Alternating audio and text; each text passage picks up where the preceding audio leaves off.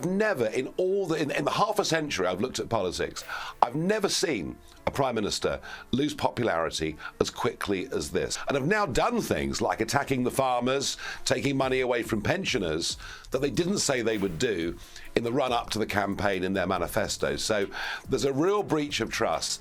It's ironic, they're in real trouble, and yet they've got a huge parliamentary majority. Things can only get worse.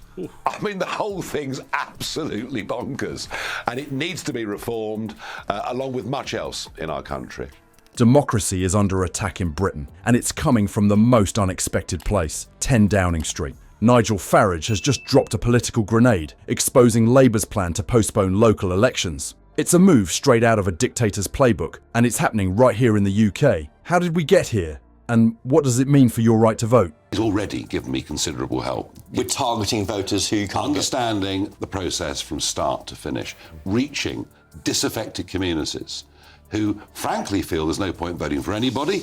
He hasn't fully decided whether he will. If he does, it wouldn't be anything like the ludicrous telephone numbers quoted in the Sunday Times.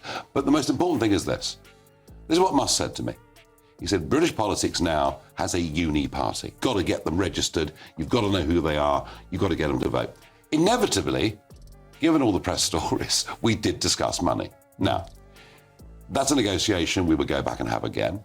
Before we move on, I'd like to ask you a small favour. If you appreciate this content, please take a second to like this video and subscribe to the channel. Over 98% of you watch the videos without subscribing. Costs you nothing, but it makes a huge difference to us. So, did you click the subscribe button? Great, thank you so much. Now, back to the video. Labour's bombshell announcement to postpone local elections has sent shockwaves through Britain's political landscape. This unexpected move strikes at the heart of our democratic process, leaving voters in key regions without a voice in their local governance. Local elections are the lifeblood of British democracy, allowing citizens to shape the policies that directly impact their communities.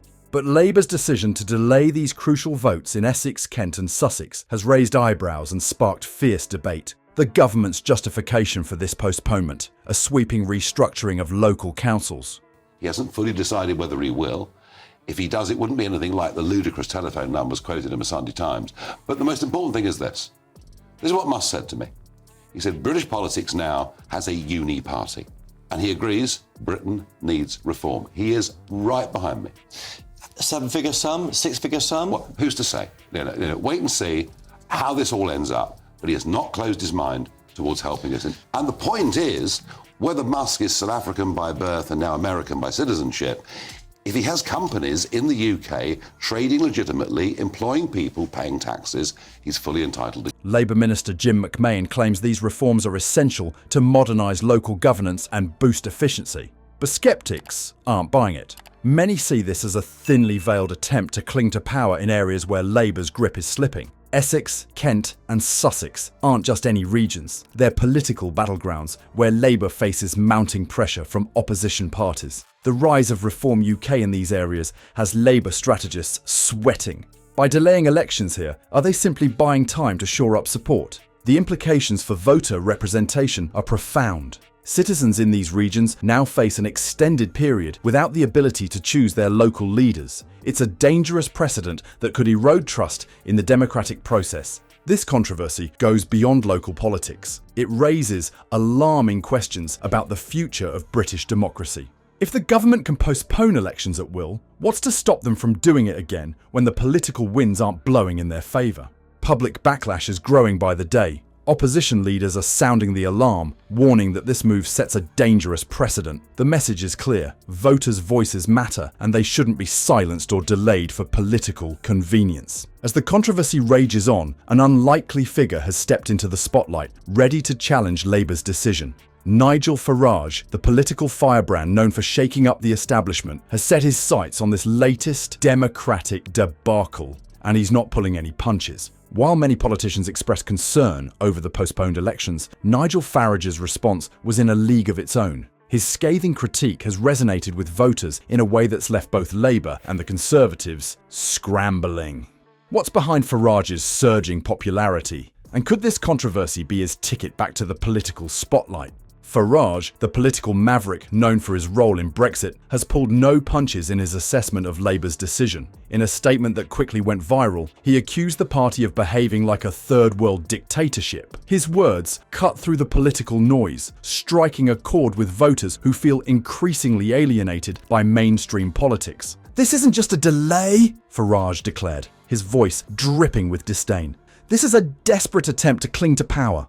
Labour knows they're losing the trust of the British people, and instead of facing the music, they're rewriting the rules of the game. His framing of the issue as a fundamental threat to democracy has proven particularly effective, tapping into deep-seated anxieties about the erosion of British democratic traditions. Labour's defence of the postponement, citing the need for local council restructuring, seems weak and bureaucratic in comparison to Farage's fiery rhetoric. While government ministers speak of efficiency and modernisation, Farage paints a picture of a party willing to subvert democracy to maintain its grip on power. This controversy has breathed new life into Farage's political career. His party, Reform UK, is gaining significant traction in the polls. Some recent surveys even show them outperforming both Labour and the Conservatives in certain areas. It's a remarkable turnaround for a man who once promised to step away from frontline politics. Farage's communication style, characterised by sharp, uncompromising rhetoric, is resonating strongly with disillusioned voters.